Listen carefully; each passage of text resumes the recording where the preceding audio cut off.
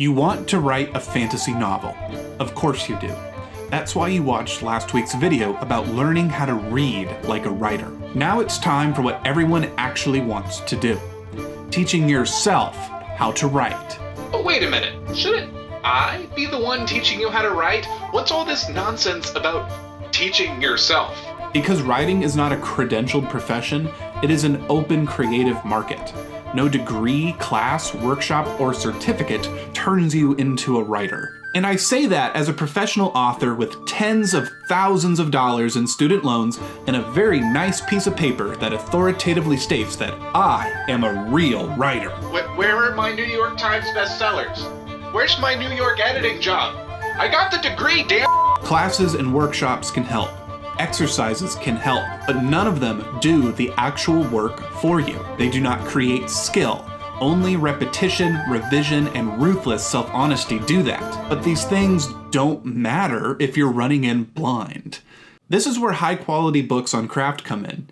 You need a foundation of knowledge to successfully teach yourself writing and meaningfully improve as you go. Without a solid understanding of the foundations of the craft, you will risk simply writing without the ability to identify, correct, or learn from your mistakes. I'm not going to sell you life hacks or shortcuts, but I will recommend a host of useful books that I have found to be incredibly helpful in my journey as a writer. Hi everyone, I'm James, an author, editor, and the owner of The Arcanist, an independent publisher dedicated to sharing excellent fantasy fiction. These are the 10 books that I recommend you read in order to become a better writer in 2026. These are going to give you the knowledge you actually need to learn how to write and understand how writing fits into your life. There are a million books out there that claim to teach you how to write, usually written by writers, but not always. Some are garbage. Some are genuinely life-changing. And those that have been amazing for me might do absolutely nothing for you. 'Tis the nature of the beast, my friend. 'Tis the nature of the beast. It's really going to come down for what works for you, which you'll only discover by plowing the trenches. Broadly speaking, there are two kinds of craft books that I find useful. The first kind doesn't teach technique at all. Instead, it reveals the lived reality of successful writers. What their days look like, how they think about work, and what it actually means to build a life organized around writing. These books won't fix your prose, but they will recalibrate your expectations and your discipline. The second kind tackles the hard, practical questions writers eventually have to answer.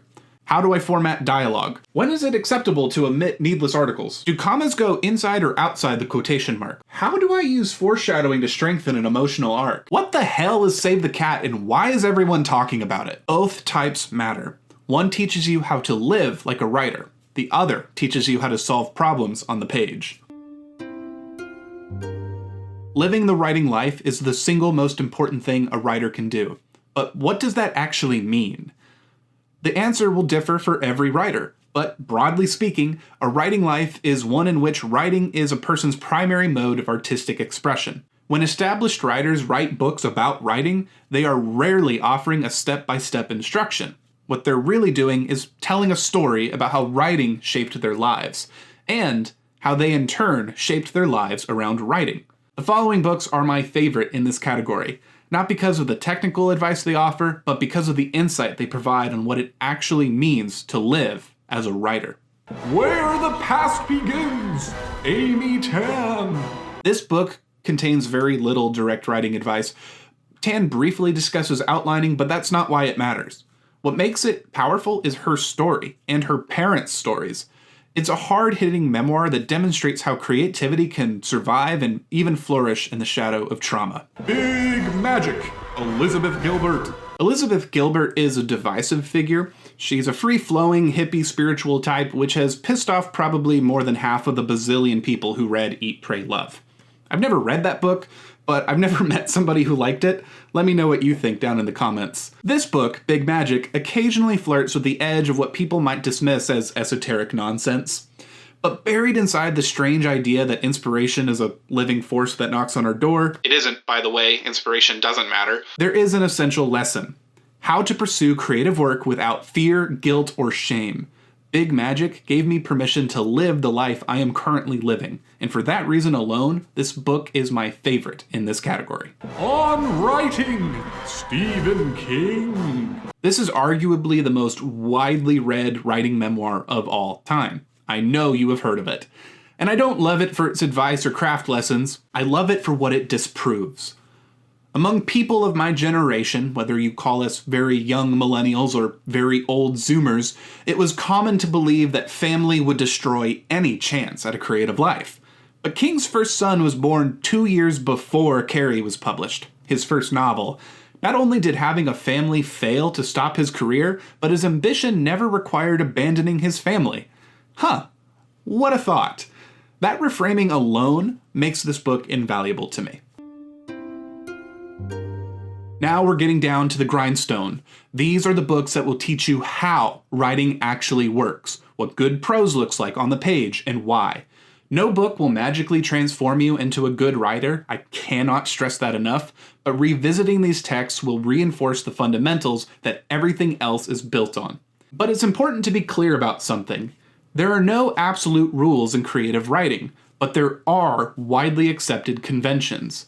And you should take them seriously. You only earn the right to break fundamentals once you've mastered them. And trust me, I'm an editor for a magazine. I read bad writing all the time. When somebody breaks conventions without understanding why they exist, it doesn't come off as bold or experimental. It comes off as clumsy, amateurish, and unclear. In other words, it goes in the trash. The Elements of Style, Strong and White. This book is essential. Most of it consists of rules designed to help writers communicate meaning as clearly and efficiently as possible. People often dismiss it because they take its advice too literally, assuming that it's an attack on verbose writers. Well, I'm a verbose writer, and I still apply the elements every time I write. This book functions best as a reference. It answers the small but important questions about form and mechanics that inevitably arise once you're actually writing. Not everything in it has aged perfectly, but if you apply the spirit of the book, clarity, intention, economy, you'll be grateful you did. It's free, you can find it anywhere, it's only like 80 pages, sit down and read it this week. Highlight the sections that address problems you know you struggle with. The Art of Writing Fiction, Andrew Cohen. This is my single favorite book on the craft of fiction. It answers nearly every practical question a developing writer has. Point of view, formatting, narrative structure, scene construction, you name it. Cohen provides clear examples for every concept and pairs them with straightforward exercises designed to build skill, not just understanding. If you take nothing else from this video, take this book. Have it. I give it to you. Take it. The Emotional Craft of Fiction, Donald Mass. This book is essential if you want your stories to do more than just entertain. Mass focuses on emotional engagement, how to create narratives that resonate beyond plot and spectacle. He offers concrete, actionable techniques for increasing emotional investment throughout a manuscript, drawing from well-known works and grounding his advice in psychological principles. If your writing feels flat despite solid mechanics, this is the book that will show you why. There are a few books here that I have not read cover to cover yet, but whose methodologies I am already familiar with. They are on my reading list for this year, and I recommend adding them to yours as well. The Story Grid, Sean Coyne. The Story Grid, what good editors know, approaches storytelling from an analytical, almost engineering-oriented perspective. It breaks narrative down into components, patterns, and expectations, what works, what doesn't, and why. I am anything but a formulaic writer. However, understanding the structural expectations of a genre, what genre actually is, and the building blocks of narrative can only make you stronger. Even if you are a pantser, like I am, especially if you're a pantser. You can read the book, but StoryGrid also offers an extensive YouTube channel, a long-running podcast, and a wealth of free blog content that covers the core principles, and I'm pretty sure it's just the same stuff that would be in the book anyway. Once you understand the grid, you will never look at story the same way again. DIY MFA, Gabriela Pereira. This book promises to give you the functional equivalent of an MFA in creative writing for the cost of a paperback and a month of focused reading, instead of $60,000 in 3 years of your life. Its philosophy aligns closely with this video series. learning how to read critically, building a sustainable work ethic, and cultivating a community of writers. In other words, everything people expect an MFA to provide. I earned a BA in creative writing, and for a long time I plan to pursue an MFA. It's the expected path, but after speaking with professional authors, MFA faculty, visiting multiple programs, I decided to pursue a Master's of Business Administration instead. Most MFA programs are oriented towards traditional publishing, yet the majority of successfully traditionally published authors do not hold MFAs. Let that sink in. Imagine attending medical school only to end up managing a Jimmy John's after you get your MD. The hero with 1,000 faces, Joseph Campbell. We can fight it all we want, but the hero's journey is deeply embedded in our collective narrative intuition. By studying it closely, you gain the ability to subvert it, reverse it, ignore it, or lean into it with intention. This framework underpins most classical epics and the vast amount of fantasy, whether the author consciously intended for it or not. You don't have to worship it, but you should understand it. Brutal writing advice, Maxwell Alexander Drake. Maxwell Alexander Drake is a friend of mine and a consummate professional. He makes his living writing for film, has authored an award-winning fantasy series he's currently reworking for indie publication, and he's served as a lead writer on several established IPs such as EverQuest or Harnworld. His writing is all about thrilling the reader through strong narrative momentum and interior-focused characterization. While I haven't yet worked through his writing advice books, I have read his fiction and I stand firmly behind his methods and expertise. Drake also co-hosts Releasing Your Inner Dragon, one of the most comprehensive fantasy podcasts currently available. If you're serious about writing fantasy, it's worth your time. These are books that will genuinely help you on your journey as a writer.